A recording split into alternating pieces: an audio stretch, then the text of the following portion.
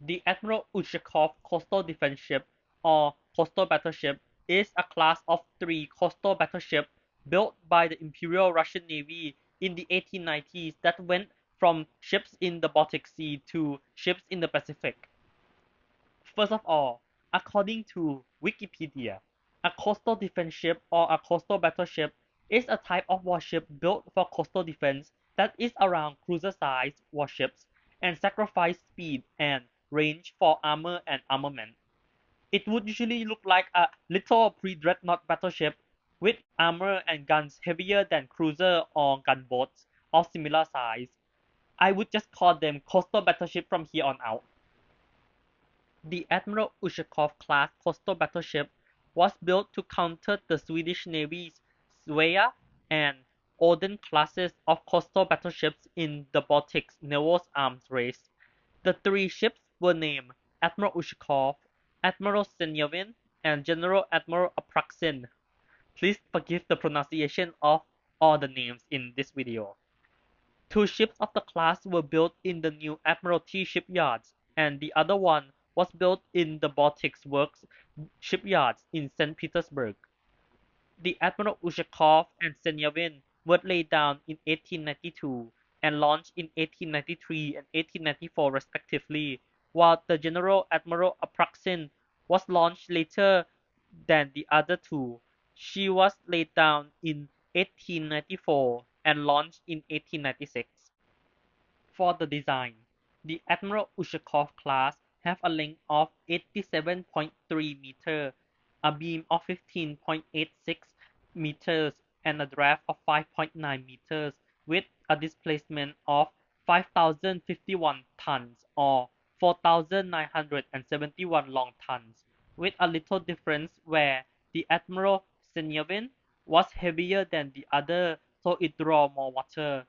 The propulsion consisted of 2 shaft vertical triple expansion steam engines and 8 cylindrical coal-fired boilers with a speed of 16 knots or 30 km per hour. They are armed with a main armament of 4 45 caliber 250 mm 10-inch guns on twin mounts on the fore and aft, and 4 120 mm 4.7-inch guns mounted in the casemates in an unprotected battery amidship. The General Admiral Apraksin was unique in its armament as it had only a single 250 mm guns on its aft turret. Their secondary armament were 6 47 mm 2-inch 3-pounder guns, 10 37 mm 1.5-inch 1-pounder guns, and 4 380 mm 15-inch above-water torpedo tubes. The 250 mm 10-inch guns were designed for the Russian Army and Navy, with different versions for the 2 branches. The naval versions had weak barrel and poor ballistic quality because of its light construction, while the land version has a slower rate of fire due to its mounting, but had better ballistic qualities. Either way, both versions of the guns were used in the Russo-Japanese War. At Port Arthur, the armor of all of the ships of the class composed of heavy armor throughout the ship with an armor thickness of 102 to 254 mm or 4 to 10 inch at the belt, 51 to 76 mm or 2 to 3 inch at the decks, and 203 mm to 8 inch at the turrets and the conning tower.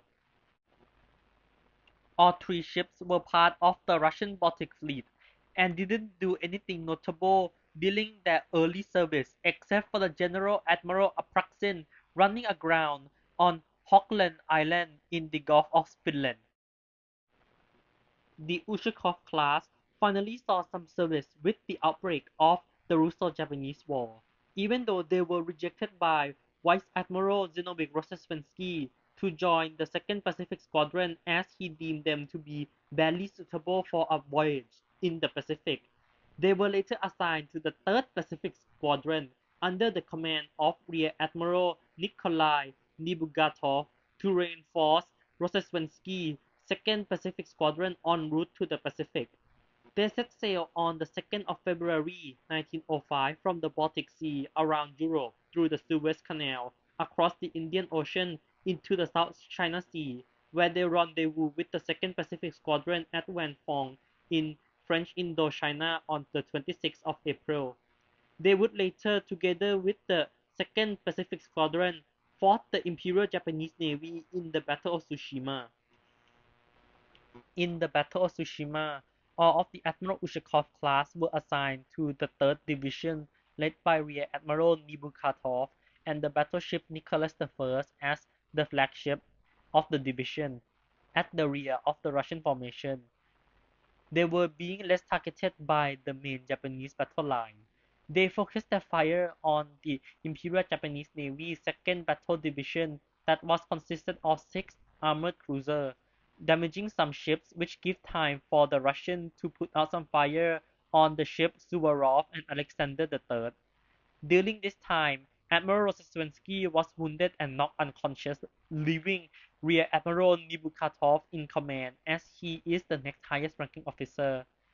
The ships of the 2nd and 3rd Divisions, including all 3 of the Admiral Ushakov class, were still reasonably intact and were following the nearly destroyed 1st Divisions as there was still no leadership due to the Rear Admiral not knowing that Rosseswensky was unconscious.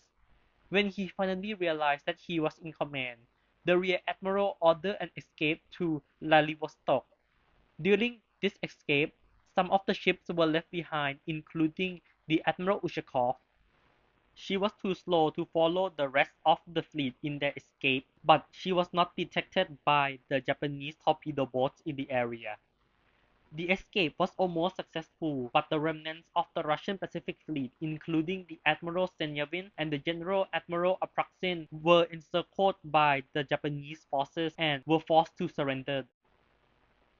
With most of the Russian ships having been sunk, surrendered, or escaped to the Philippines, the Admiral Ushakov, under the command of Captain Vladimir Mikhailuka, was the last ship remaining of the Russian Pacific Fleet. She was catching up to Rear Admiral Nibukatov's remaining ships that had just surrendered when she encountered the Japanese armored cruiser Iwate and Yakumo. The captain refused to surrender and would rather go down fighting. The Admiral Ushakov dealt with the two armored cruisers for 30 minutes until she was a burning wreck and suffered heavy losses. Captain Mikhailuka would order the ship to be scuttled and the Ushakov capsized along with the captain, with the survivor being rescued by the Japanese. The surrendered Russian ships, including the two remaining Admiral Ushakov class, were taken as war prizes by Japan. The Admiral Senyavin and the General Admiral Apraksin were commissioned into the Imperial Japanese Navy in 1905 and retained most of the original armament. Admiral Senyavin was renamed to Mishima, and the General Admiral Apraksin was renamed to Okinoshima. Both ships were part of the Japanese Second Fleet during the First World War, where they participated in the siege of Tsingtao, a German territory in China, against a small number of Imperial German Navy ships of the German East Asia Squadron left behind by Admiral Maximilian von Spee. At the end of the First World War, Mishima was used to cover troops landing and was used as an icebreaker to keep the sea lane between Japan and Vladivostok open to support the Japanese Siberian intervention against the Bolshevik Red Army in eastern Russia during the Russian Civil War. In 1921, both ships were reclassified as submarine tenders.